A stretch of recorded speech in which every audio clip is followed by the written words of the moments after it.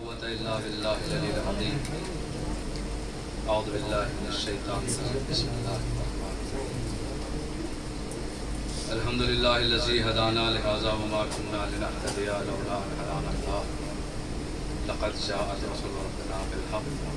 الصلاة والسلام وتحية الإكرام على إخبار كار شجرة الأنبياء والمشكاة الضياء والكتاب الحكيم والمنهاج البارك مولا ومولى الكونين جد الحسن والحسين القاسم محمد وآله الطيبين الطاهرين المعصومين المنتخبين المنتجبين. أما بعد فقد قال الله تبارك وتعالى في محكم كتاب الحكيم وهو أصدق الصادقين وقوله الحق. بسم الله الرحمن الرحيم. أطيعوا الله وأطيعوا الرسول وأولي الأمر منكم. صلوات الله عليه. اللهم صل على محمد قرآن مجید قیامت تک کے لیے معجزہ موجے رسول اکرم صلی اللہ علیہ وآلہ وسلم. مجلس کا عنوان موقع اور محل کے مناسب تو نہیں ہے، مگر چونکہ جس کے اصال ثواب کی مجلس ہے وہ بہت زیادہ چاہنے والی تھی مولا عباس علیہ السلام کی، لہٰذا ہماری مجلس کا عنوان مولا عباس علیہ السلام صلوات علی محمد والے محمد.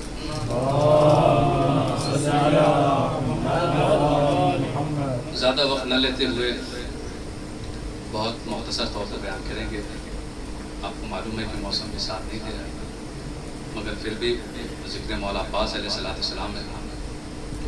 قرآن مجید پروردگار عالم نے رسول اکرم پر نازل کیا، اور یاد رکھیں قرآن مجید میں بہت ساری آیتیں ہیں کہ جس میں حکم دیا گیا ہے کہ رسول کی اتباع کریں. ان آیتوں میں سے ایک آیت ہے کہ جس میں پروردگار عالم نے کہا اور مومنوں کو مخاطب کر کے کہا کہ آپ میرے رسول کی اتباع کریں. اطیعوا اللہ، اللہ کی اطاعت کریں، رسول کی اطاعت کریں، اور اولی الامر منکم، تم میں جو اولی الامر ہیں ان کی اطاعت کریں. بہت زیادہ وقت نہیں لوں گا عزیزان محترم. یہ قرآن قیامت تک کے لیے معجزہ ہے جسے پروردگار عالم نے اپنے حبیب کے اوپر نازل کیا، اور یہ قرآن ہدایت ہے مومنین کے لیے. یہ قرآن قیامت تک کے لیے مومنین کے لیے ہدایت ہے. اس کی ایک ایک آیت، ایک ایک زبر اور زیر مومنین کے لیے ہدایت ہے. یہ ہدایت ہی ہدایت ہے. مگر جب آپ قرآن مجید کو کھول کر پڑھیں گے تو کہیں ایسی آیتیں ہیں جو سمجھ میں آتی ہیں، کچھ آیتیں ایسی ہیں جس کا ترجمہ بھی سمجھ میں نہیں آتا، جس کا کسی نے ترجمہ بھی نہیں کیا ہے. یا لفظوں کو بدل کر یوں کہہ دوں کہ کہیں آیتیں محکم ہے، کہیں متشابہ ہے. تو پروردگار عالم جی بھی قرآن نازل ہی ہوا تھا ہدایت کے لیے. لوگ اسے سمجھیں، اسے پڑھیں تو جانیں اس کا مقصد کیا ہے، اس سے ہدایت حاصل کریں. تو نے یہ تمام آیتیں ایسی کیوں نازل کر دی کہ جن میں سے کچھ سمجھ میں آتی ہیں، کچھ سمجھ میں نہیں آتی؟ تو شاید اس کی وجہ ایک ہی ہو سکتی ہے کہ جس کے لیے شاعر نے کہا ہے کہ محکم کہیں کہیں متشابہ تیرا کلام، یہ عرب عجیب راز یہ قرآن میں بھر دیا، اور اب بھی مفسروں کا الجھنا دلیل ہے، دنیا کو اہل بیت کا محتاج کر دیا.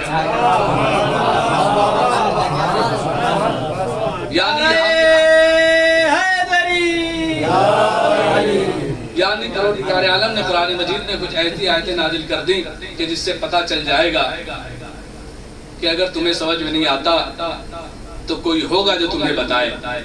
اور عزیزان محترم یہ خطاب مومنوں سے ہے کہ اطاعت کرو اللہ کی اور اس کے رسول کی، اور اگر کوئی نہ مانے تو نہ مانے.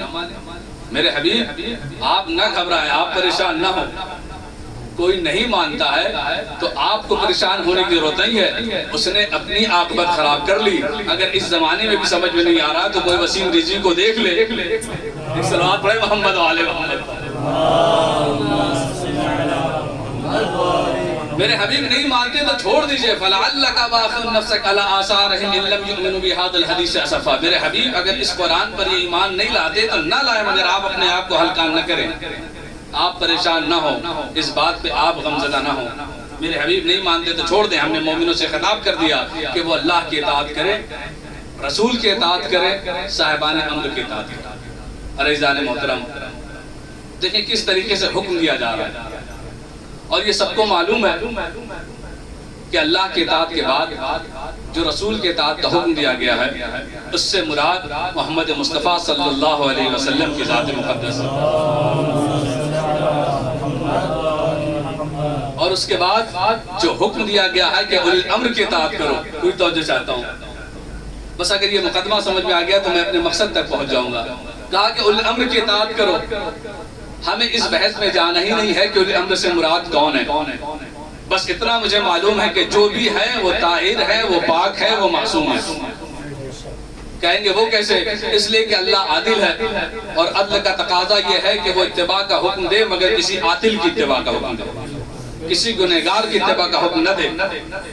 لہذا پروردگار عالم نے حکم دیا کہ اللہ کی اطاعت کرو، رسول کی اطاعت کرو، صاحبان امر کی اطاعت کرو. یہ لیجئے ہم آ گئے اطاعت کی منزل پر. میرے معبود ہم تیری اطاعت کریں. اچھا سوال یہ ہے کہ پروردگار عالم کسی کی اطاعت نہیں کرتا کیونکہ وہ خود خدا ہے. محمد مصطفیٰ رسول اللہ اللہ کی اطاعت کر کے لوگوں کو بتائیں گے کہ اللہ کی اطاعت ایسے کی جاتی ہے. تو ٹھیک ہے، اللہ کی اطاعت کا طریقہ ہم محمد مصطفیٰ صلی اللہ علیہ وسلم سے سیکھ لیں گے. اب حکم دوسرا ہوا کہ اطیعوا الرسول، رسول کی اطاعت کرو. تو رسول کی ہم اطاعت کریں تو میرے معبود اللہ کی اطاعت کا طریقہ رسول نے بتایا. رسول کی اطاعت کا طریقہ کون بتائے گا؟ کوئی توجہ چاہتا ہوں. رسول کے اطاعت کا طریقہ کون سکھائے گا؟ جس کی حیات کی خیرات نے خضر کو عمر جاویدانی دے دی ہو، جس کی عقل کی بھیک نے یوسف کو حکمرانی دے دی ہو، جس کی رحمت کے نزول نے کونین کو سہارا دے دیا ہو، اس کے اطاعت کا حکم کون بیان کرے گا؟ لہذا کو ایسا ہونا چاہیے کہ جو رسول کے ہم پلہ ہو، رسول کے ہم برابر ہو، مگر منصب میں کوئی رسول کے برابر نہیں. تو اب اور ایک حکم دیا گیا کہ اولی الامر کی اطاعت کریں. کوئی توجہ چاہتا ہوں. حکم دیا گیا کہ اولی الامر کی اطاعت کریں. تو میرے معبود اللہ کی اطاعت کا طریقہ سکھائیں گے رسول اللہ کی اطاعت کا طریقہ سکھائیں گے اولی الامر. اب تیسرا حکم جب اولی الامر کی اطاعت کا آیا تو اولی الامر کی اطاعت کا طریقہ کون سکھائے گا؟ کوئی توجہ چاہتا ہے. اولی الامر کی اطاعت کا طریقہ کون سکھائے گا؟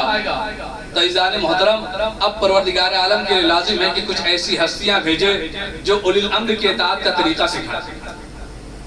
اب ہو سکتا ہے کوئی یہ کہے کہ اولی الامر اگر امام علی علیہ السلام مراد ہیں تو امام علی علیہ السلام کی اطاعت کا طریقہ امام حسن سکھائیں گے. تو میں کہوں گا یہ ہو نہیں سکتا. آپ کہیں گے یوں کیسے؟ کہا اس لیے کہ پروردگار عالم کی اطاعت کا طریقہ رسول نے سکھایا. رسول اللہ کے برابر نہیں. رسول کے اطاعت کا طریقہ امام علی علیہ السلام نے سکھایا جو امر ہیں، وہ ہم کو اللہ منصب میں نہیں. تو اب کوئی امام علی علیہ السلام کی اطاعت کا طریقہ کوئی ایسا سکھائے جو امام نہیں. کیوں؟ امام علی امام ہے اور امام حسن علیہ السلام بھی امام ہے، امامت کے منصب میں برابر ہیں. اور اگر کوئی برابری میں اطاعت کر کے سکھا دے تو دنیا یہ کہے گی کہ یہ بھی معصوم تھے، یہ بھی معصوم تھے، انہوں نے اطاعت کر کے دکھا دیا. پروردگار اگر ہمیں بھی معصوم خلق کرتا، ایک صلوات پڑھیں محمد و آل محمد پر. دیکھیں نام کے معصوم کی بات نہیں ہو رہی ہے، اگر صلوات پڑھیں محمد و آل محمد پر.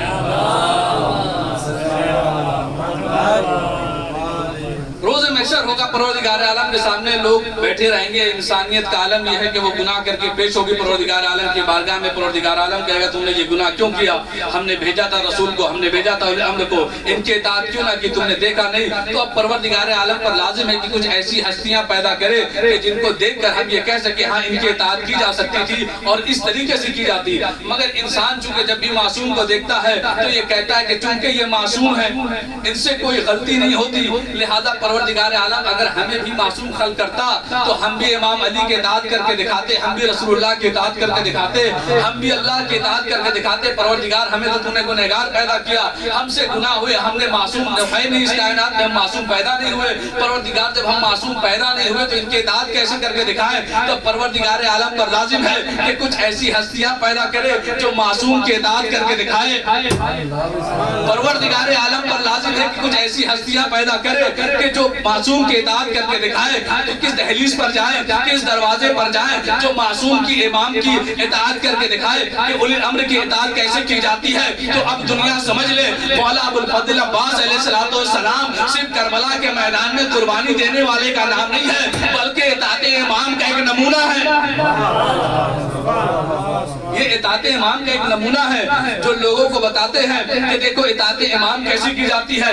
چونکہ اطاعت کی توجہ چاہتا ہوں، کیونکہ اطاعت ایک ایسی چیز ہے جو عمل چاہتی ہے اور عمل نمونہ چاہتا ہے، ہمیشہ عمل نمونہ چاہتا ہے۔ ہم اللہ کی اطاعت کیسے کریں، اس کا نمونہ کیا ہے؟ کہا رسول اکرم کی ذات، ان کی سیرت کو دیکھیں، ان کے اقوال کو پڑھیں، بلکہ ان کی سیرت کو دیکھنے کی ضرورت نہیں ہے، قرآن مجید خود سیرت رسول ہے۔ بھائی قرآن میں جو سورہ ہے وہ میرے رسول کی سیرت ہے، جو قرآن میں قال ہے وہ میرے رسول میں حال ہے۔ بھائی جو قرآن نے بیان کیا ہے وہ رسول اللہ کی سیرت ہے، لہٰذا ہم اللہ کی اطاعت کر رہے ہیں، اس کے لیے نمونہ کیا ہے؟ نمونہ رسول اکرم کی ذات ہے۔ رسول اکرم کی ہم اطاعت کریں، کہا اس کے لیے نمونہ کیا؟ کہا اولی الامر منکم ہے، اب وہ بھی معصوم ہے تو ان کی اطاعت کیسے کریں؟ کہا پروردگار عالم نے دو ہستیاں پیدا کی ہیں، مردوں میں غازی عباس علیہ السلام، عورتوں میں بی بی زینب سلام اللہ علیہا، تاکہ دنیا کو پتہ چل جائے اور روز محشر کو یہ نہ کہہ سکے کہ ہمیں نمونہ اطاعت امام نظر نہ آیا۔ لہذا پروردگار عالم نے دو ہستیاں خلق کی ہیں تاکہ ان کے نقش قدم پر چل کے تم اطاعت اولی الامر کر لو۔ پوری توجہ چاہتا ہوں۔ اب اگر کوئی یہ سوال کر لے، اور یہ سوال اکثر ہوتا ہے جناب محترم، کہ مولا عباس امام ہے یا نہیں ہے، معصوم ہے یا نہیں ہے، کس منزل پر فائز ہے، یہ الگ سی بات ہے، اس بحث میں نہیں جانا، مگر ایک عصمت کبریٰ ہے اور ایک عصمت صغریٰ ہے۔ ہم شیعوں کا عقیدہ یہ ہے کہ جتنے ہمارے معصوم ہیں، 14 معصوم جو منصوب من اللہ ہیں، اس درجے پر مولا عباس علیہ السلام نہیں ہیں۔ کیوں نہیں؟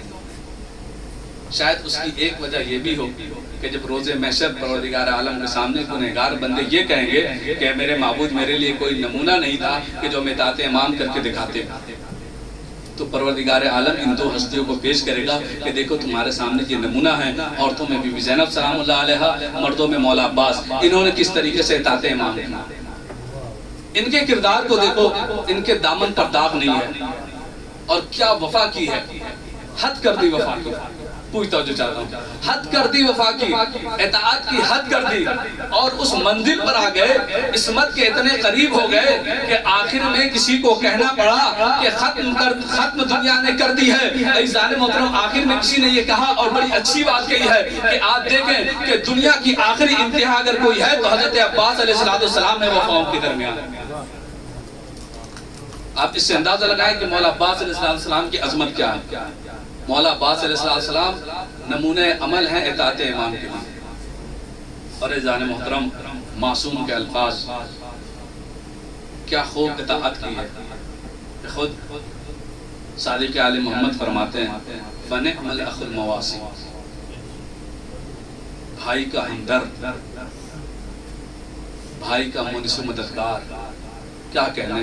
صادق آل محمد نے فرمایا، ہم اس بحث میں جانا ہی نہیں چاہتے کہ بھائی کیسے کیسے گزرے ہیں، عام انسانوں کی تو بات ہی نہیں ہے، نبیوں کے گھر میں دیکھیں کہ بھائی کیسے کیسے گزرے ہیں۔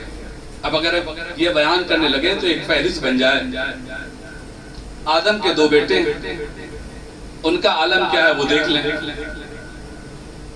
جناب یوسف کے بھائی ہیں، ان کا عالم کیا ہے وہ دیکھ لیں۔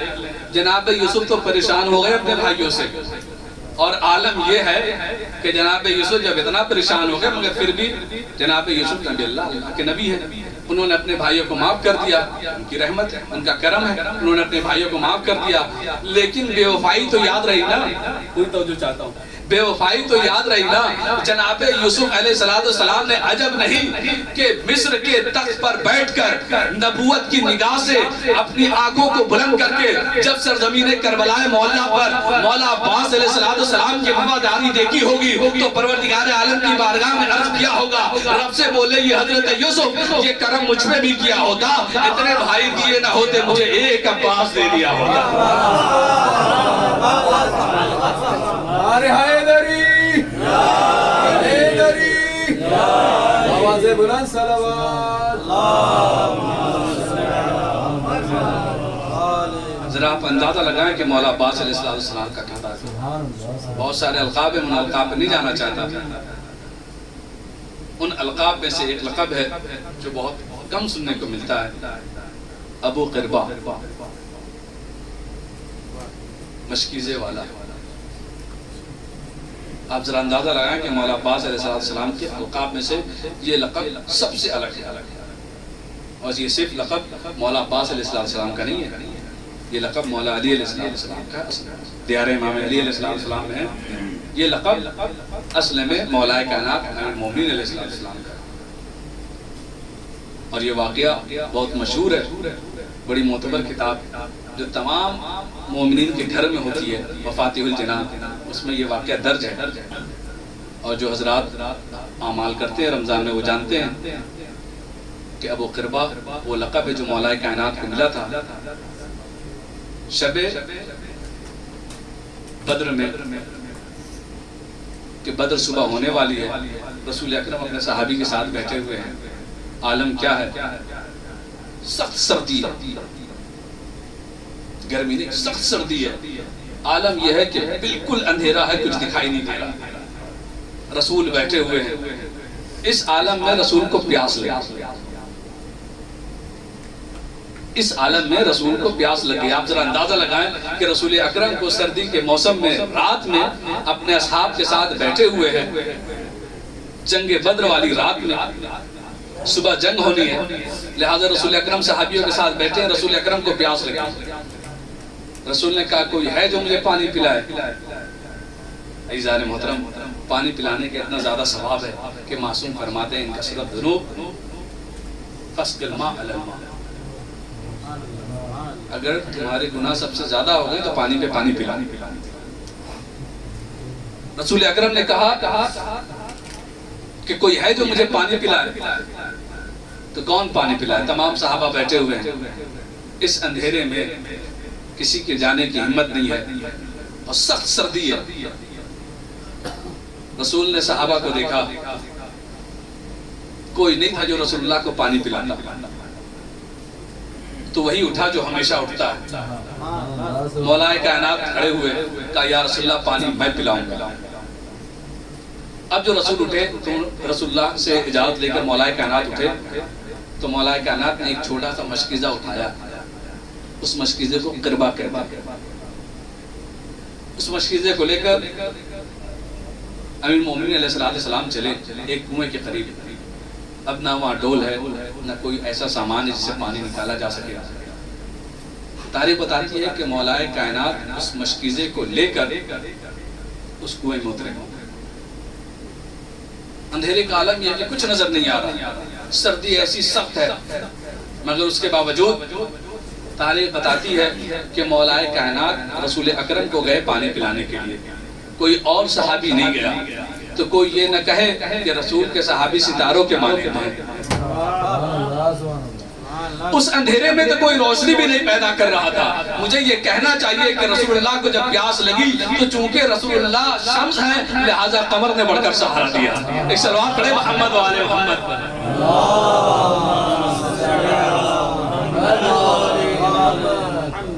اب مولا کائنات اترے، پانی کو بھرا، مشکیزے میں پانی بھرے اور اس کے بعد جب نکلے ہیں تو روایتیں بتاتی ہیں کہ جیسے ہی نکلے تو اتنی سخت ہوا چلی کہ مولا کائنات ٹھہر گئے، آگے نہیں بڑھ سکتے تھے، رکے. اس کے بعد جب ہوا تھمی تو پھر مولا کائنات مشکیزے کو لے کر آگے بڑھے.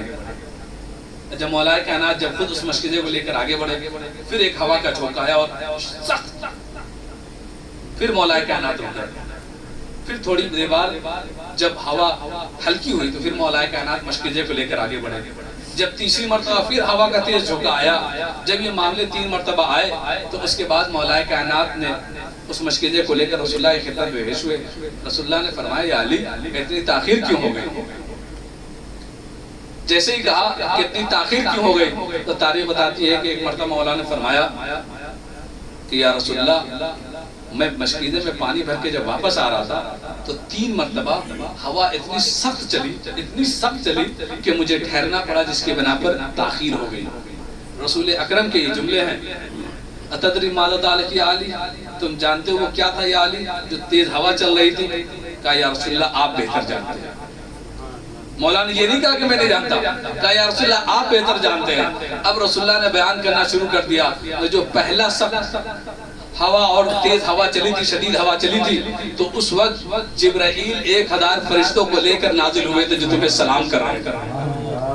اب جو دوسری مرتبہ ہوا چلی اس میں میکائیل آئے 1000 فرشتوں کے ساتھ جو تمہیں سلام کر رہے تھے۔ کہا یا رسول اللہ تیسری بار اسرافیل آئے اور آنے کے بعد 1000 فرشتوں کے ساتھ آئے اور تمہیں سلام کر رہے تھے۔ چونکہ کل جنگ ہونے والی ہے، جنگ بدر، یہ تمام لوگ تمہاری مدد کے لیے آئے ہیں، یا علی گھبرانے کی ضرورت نہیں ہے، وہ تمہاری مدد کے لیے آئے ہیں۔ اب مجھے کہنے دیجئے کہ ایک وہ ابو قربہ تھا، ایک یہ ابو قربہ ہے جو کربلا کے میدان میں ہے، اس نے رسول کو پانی پلایا، یہ امام حسین کو پانی پلاتے رہے۔ مگر تاریخ بتاتی ہے کہ امام حسین علیہ السلام کو پانی پلانے کے لیے مولا عباس تو گئے تھے، شہید ہو گئے، پھر بھی ابو قربہ کیوں کہا جاتا ہے؟ روایتیں کہتی ہیں کہ ابو قربہ اس لیے کہا جاتا ہے کہ جب تک پانی بند نہیں ہوا تھا، جو پانی لا کر پلاتا تھا امام حسین کو، وہ مولا عباس علیہ السلام کی ذات۔ آپ ذرا اندازہ لگائیں، اسی لیے اس دن کے لیے رمضان کی تاریخ میں 16 ستمبر رمضان مبارک ہے، جس میں مومنین کو حکم دیا گیا کہ اس روز صدقہ دیں،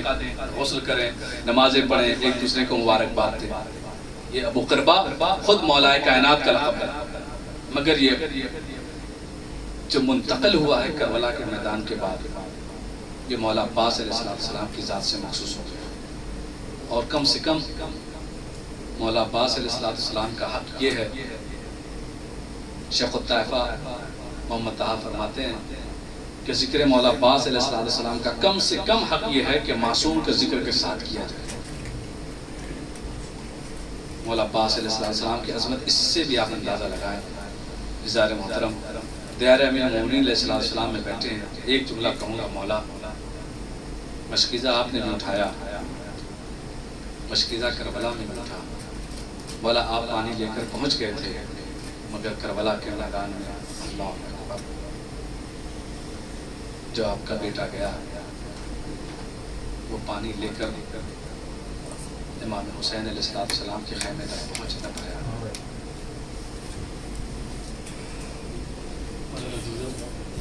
یہ جملہ ضرور کہوں، یا کاش وجہ حسین ایک شکل بحق حقیقت حسین۔ ایک شاعر ہے کہ جس نے ایک شعر کہا، اور وہ شعر کہنے کے بعد تاریخ بتاتی ہے کہ اس نے یہ سوچا کہ شاید میں نے مولا عباس علیہ السلام کی ذات کے لیے، کہ جو کہ نمونے اطاعت امام حسین علیہ السلام ہے، اس نے یہ سوچا کہ شاید میں نے مولا عباس کے لیے بہت بڑی بات کہہ دی کہ یوم ابو الفضل استجار بہ الہدی، روز محشر شمس امامت مولا عباس علیہ السلام کی پناہ میں، شاید مولا عباس کے لیے ہم نے یہ بہت بڑی بات کہہ دی، لہذا وہ شعر کہہ کر کاٹ کر سو گیا۔ کہا کہ شاید میں نے یہ شاید فضیلت میں کچھ زیادہ ہی کہہ دیا کہ مولا عباس علیہ السلام وہ ہیں کہ جو روز عاشور مولا حسین علیہ السلام کو سہارا دیے ہوئے تھے۔ وہ یہ سوچ رہا تھا کہ امام تو وہ ہوتا ہے کہ جو خود دنیا کے لیے سہارا بنا ہو، میں نے شاید مولا عباس کی شان میں یہ کچھ زیادہ کہہ دیا، لہذا تاریخ بتاتی ہے کہ جیسے ہی وہ سویا، امام حسین علیہ السلام خواب میں تشریف لائے، اللہ اکبر، آنے کے بعد کہا اے شاعر، تو نے جو شعر کہا ہے کوئی غلط میں کہا؟ کہا کہ مولا میں نے چاہا ہے کہ شعر کو کاٹ دوں، کہا نہیں، اس میں یہ جملے بھی پڑھا لو کہ جس وقت حسین نرغ آدم میں گرا تھا، اس وقت سہارا صرف میرا بھائی عباس تھا۔ آج مومنین عمل کرتے ہیں اس کا۔ دیکھیں مولا عباس علیہ السلام باب الحوائج ہے، کون غازی کہ جس کی کوئی تمنا نہ تھی، بس ہر وقت خدمت امام میں اٹھتے بیٹھتے سوتے جاگتے حسین حسین۔ آپ تو ہر شب جمعہ جاتے ہیں، مولا عباس علیہ السلام کی زیارت کرتے ہیں، باب الحسین، امام حسین علیہ السلام تک جانے کا راستہ، امام حسین علیہ السلام کی بارگاہ میں جانے کا دروازہ باب الحوائج، آپ نے اندازہ لگایا ہوگا کہ جب بھی یہاں سے آپ مومنین جاتے ہیں زیارت کے لیے تو آپ نے دیکھا ہوگا کہ سب سے پہلے ہم طلاب علماء کرام جو بھی ہیں وہ جاتے ہیں تو سب سے پہلے مولا عباس علیہ السلام کے حرم میں جاتے ہیں، یا یوں کہا جائے کہ امام حسین علیہ السلام کے حرم میں جانے سے پہلے اذن دخول کا طریقہ یہ ہے کہ سب سے پہلے مولا عباس کے حرم میں جاتے ہیں۔ آپ ذرا اندازہ لگائیں کہ مولا عباس علیہ السلام کی ذات کیا ہے۔ یہ اطاعت امام کا ایک نمونہ ہے کہ کس طریقے سے اطاعت کی جاتی ہے۔ کربلا کے میدان میں یا یوں کہا جائے کہ جب سے مولا عباس اس دنیا میں آئے ہیں تب سے کچھ نہیں کہا سوائے حسین حسین کے۔ اللہ اکبر، آپ اندازہ لگائیں کہ ان کی عظمت کیا تھی۔ ایک عباس ہے مگر ان کی دو مائیں ہیں۔ اللہ اکبر، ام المدین بھی ماں ہے اور جناب فاطمہ زہرا کا تو کہنا ہی نہیں ہے۔ ان کی زبان سے جو جملے نکل گئے اسے ہمیں مان لینا ہے۔ ارے جن کے کہنے سے فرشتہ خیاط بن کر آتا ہے، آپ اندازہ لگائیں ان کی زبان سے یہ جملہ نکلا کہ عباس میرا بیٹا ہے۔ اللہ اکبر، کتنا آسرا ہے عباس پر کہ عباس کے جب تک بازو ہیں سب کو آسرا ہے۔ آپ اندازہ لگائیں کہ ایک ماں کو سب سے زیادہ اذیت کس بات کی ہوتی ہے، یہ کہ اس کے بیٹے کے اوپر کون سی مصیبت گزری، مگر ماں اگر ام البنین جیسی ہو تو بیٹا عباس جیسا ہوتا ہے۔ تاریخ بتاتی ہے کہ جب بشیر گیا اور یہ اعلان کر رہا تھا کہ مدینے والوں مدینہ رہنے کے قابل نہ رہا، حسین مارے گئے، ام البنین سلام اللہ علیہا انہوں نے بشیر کو قریب بلا کر کہا میرا حسین کیسا ہے، چونکہ بشیر جانتا تھا کہ یہ عباس کی ماں ہے، اگر ہم انہیں بتا دیں کہ ان کے سارے بیٹے مارے گئے شاید ماں برداشت نہ کر پائے گی۔ ایک ایک کر کے بتانا شروع کیا، فلاں مارے گئے، کہا میرا حسین کیسا ہے، کہا فلاں شہید ہو گئے، کہا میرا حسین کیسا ہے، کہا کہ چلو اب عباس کی شہادت بھی بتا دیتے ہیں۔ انہوں نے کہا کہ عباس مارے گئے، جیسے یہ جملہ کہا ام البنین کہتی بشیر میں پوچھتی ہوں کہ میرا حسین کیسا ہے، اس نے جیسے یہ جملہ کہا ایک مرتبہ بشیر کہتا ہے کہ زینب کے بازوؤں میں رسن باندھی گئی، جیسے یہ جملہ کہنا تھا ایک مرتبہ ام البنین نے کہا اب مجھے یقین ہو گیا میرا عباس مارا گیا۔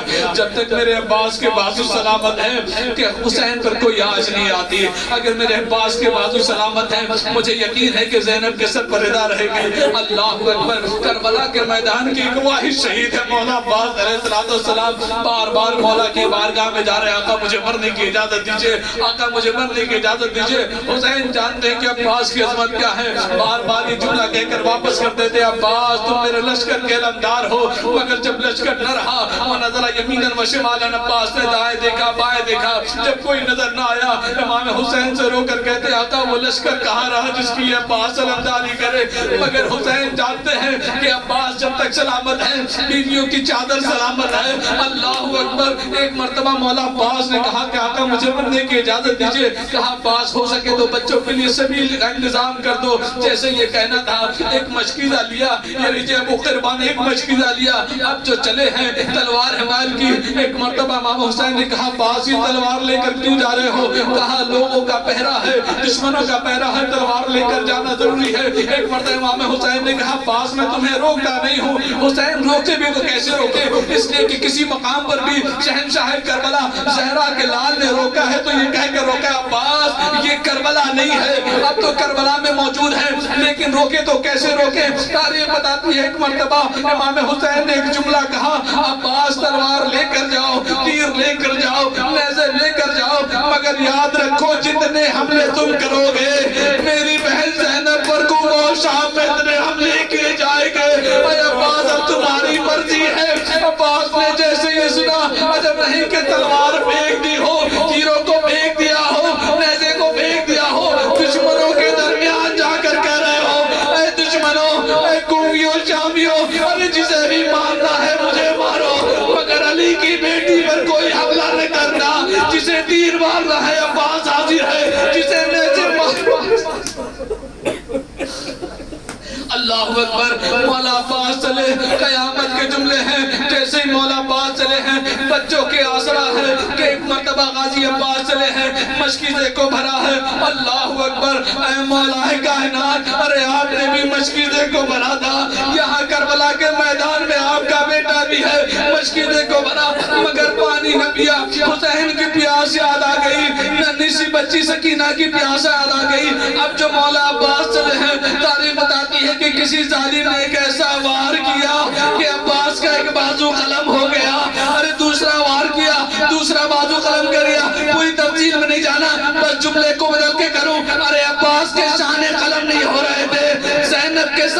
صدائیں چھن رہی تھی. عزیزو اب حسین نے ایک جملہ کہا جیسے ہی کسی ظالم نے ایک تیر مارا عباس کے ہاتھ میں وہ تیر بے وقت ہو گئے. عباس نے چاہا کہ ہاتھوں سے نکالے مگر ہاتھ ہوتے تو غازی تیر کو نکالتے. وہ ایسے جھکے جیسے انسان رکوع کے عالم میں جھکتا ہے. دونوں پیروں سے آنکھ کے تیر کو نکالا. جیسے ہی جھکے تھے کسی ظالم نے ایک ایسی گرز ماری عباس کے سر پر کہ عباس گھوڑے پر سنبھل نہ سکے. یہ مولا عباس کی عجیب عذاب ہے. تمام 14 میں ارے جو بھی گھوڑے سے گرا ہے وہ ہاتھوں کا سہارا لیا مگر غازی عباس ارے جس کے ہاتھ سلامت نہ تھے منہ کے بل زمین پر آئے. عزیزو مولا تمہیں کوئی غم نہ دے سوائے غم حسین کے.